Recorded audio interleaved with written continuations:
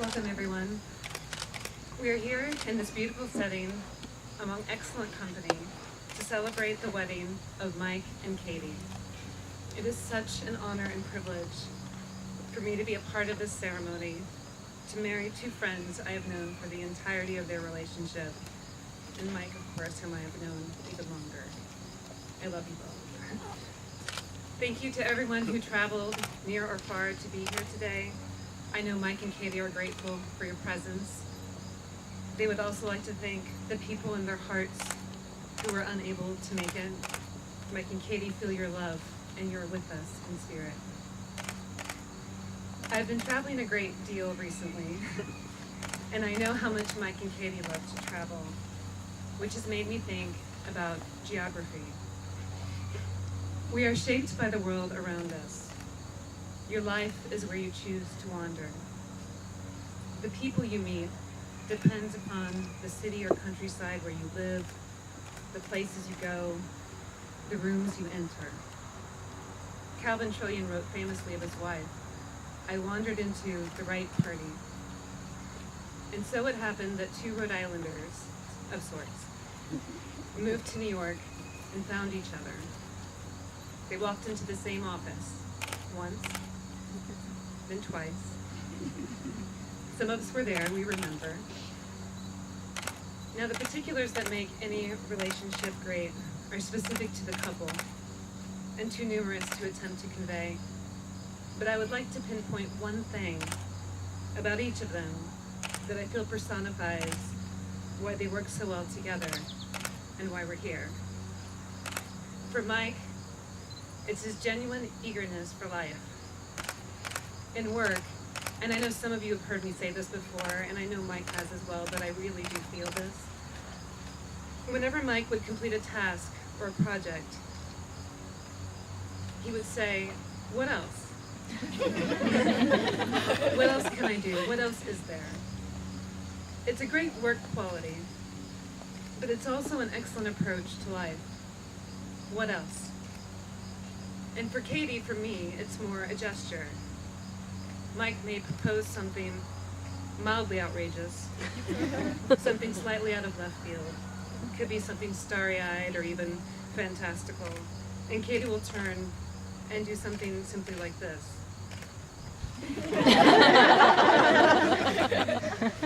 There's no words, but to me the words are, "We'll see." We'll see. There's a sensible calm Kati brings to the table that creates an essential balance to you both. This mix of what else and we'll see, and 1,000 other tiny things, has led them down a shared path from Brooklyn and film to New Zealand and France and Iceland, and 3.5 years later, here we are, this lovely place. We're standing on the bank of Rondout Creek, which starts at Rocky Mountain in the Catskills and wanders for miles and miles before it flows into the Hudson River. Rondout is a derivative of a Dutch word which means fort or stronghold, one of which was built at its mouth. This property was passed down for generations by a single family before its current owner and their affection for a specific kind of hen gave this place its namesake. These particulars are what make life interesting. These defining junctures where we choose to make our lives happen.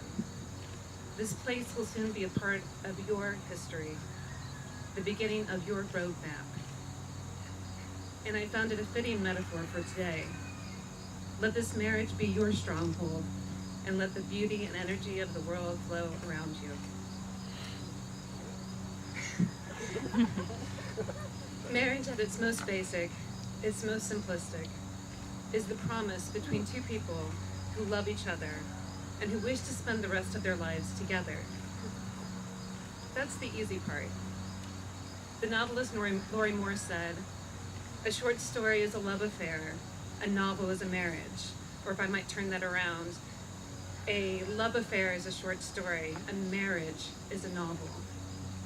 To make this relationship work, therefore, it takes more than love. It takes trust to know in your hearts that you only want the best for each other. It takes dedication to stay open to one another, to learn and grow even when it is difficult to do so. It takes patience to accept each other's tics, each marble-infused provocation, to allow room for whims and curiosities that shape and define your spouse. It takes friendship to delight in shared experiences and commonalities.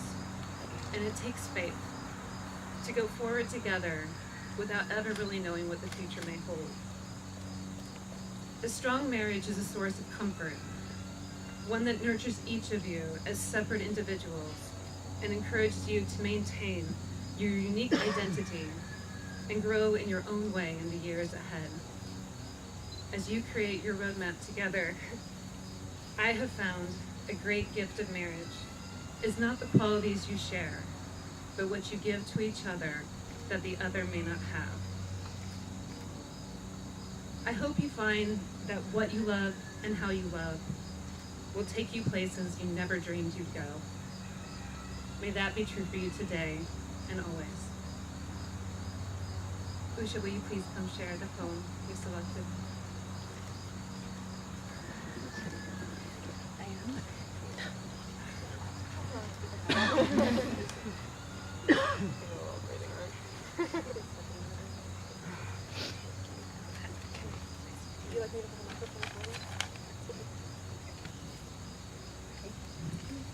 The Awakening by James Weldon Johnson. I dreamed that I was a rose that grew beside a lonely way, close by a path none ever chose, and there I lingered day by day. Beneath the sunshine and the shower, I grew and waited there apart, gathering perfume hour by hour, and storing it within my heart. Yet never knew just why I waited and there and grew. I dreamed that you were a bee, that one day gaily flew along. You came across the hedge to me and sang a soft, love-burdened song. You brushed my petals with a kiss. I woke to gladness with a start, and yielded up to you in bliss the treasured fragrance of my heart. And then I knew that I had waited there for you. Thank you, Usha. Mike and Katie have prepared their own words, which they would like to now share with each other.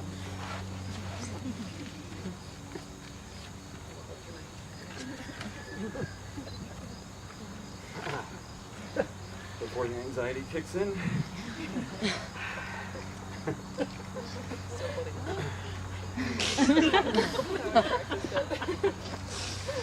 Webster's dictionary defines wedding as the fusing of two metals with a hot torch. Well, you know something, Katie? I think we're two metals. Gold medals. All right. I promise to try not to embarrass you anymore today. Katie, when I first moved to New York, I told myself I'd never date someone that was in the business, and that I wanted to put my career first and not let a relationship get in my way. Well, I was so wrong to think that. Meeting you on the normal heart, I instantly knew there was something special about you.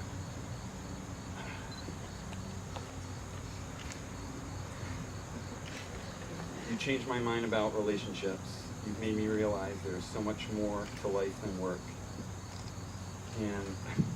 But you still haven't convinced me that yogurt and tuna fish is a good combination. Katie, you're my best friend. I promise to never put your spin clothes in the dryer when I do the laundry. I promise to always do the dishes, even when I'm not home and you make lasagna. Please let me do the dishes. I'm just better at that than you. I promise to always wake you up early. Oh, I'm sorry, hold on. I promise to always wake up early and give you a little hug in the morning while you're still asleep to tell you how much I love you. I promise that if the Joker were to ever kidnap you in my Captain America shield and put each of you in two separate locations, and I only had enough time to save one of you, I will always save you. I promise challenge you. I promise to try, and I promise to listen. I promise to laugh, and I promise to make you laugh, because making you happy is the most important thing in the world to me.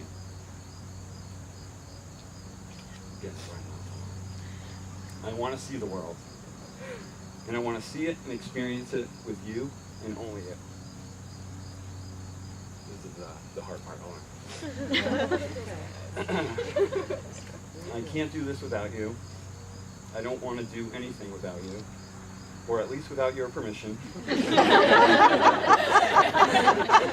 I promise to be patient, humble, loving, and always a little mysterious, giving you reason to believe we have another adventure around the corner.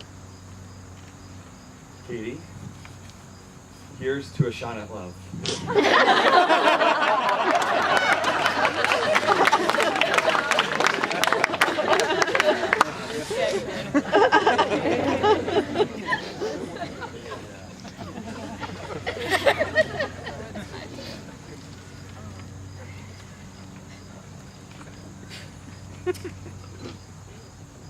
Mike, let me start by saying how much I love you. Like over the moon, totally smitten in love. I met you when I was 27 and an adult. I had lived in New York, away from home, for a long time, and had already been working for many years. I liked my life and my independence. I was and still am surrounded by such wonderful friends and family. I wasn't sad by any means, but a part of me was lonely on a level I didn't fully understand or know how to fix. As you know all too well, I'm a fixer and a problem solver.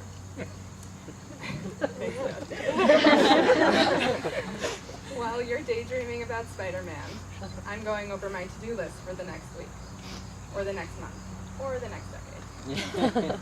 But when it came to finding my person, I couldn't brainstorm you into existence. In the midst of struggling with all this, I walked into the Normal Heart production office and found you. You were just the cutest, with your goofy smile.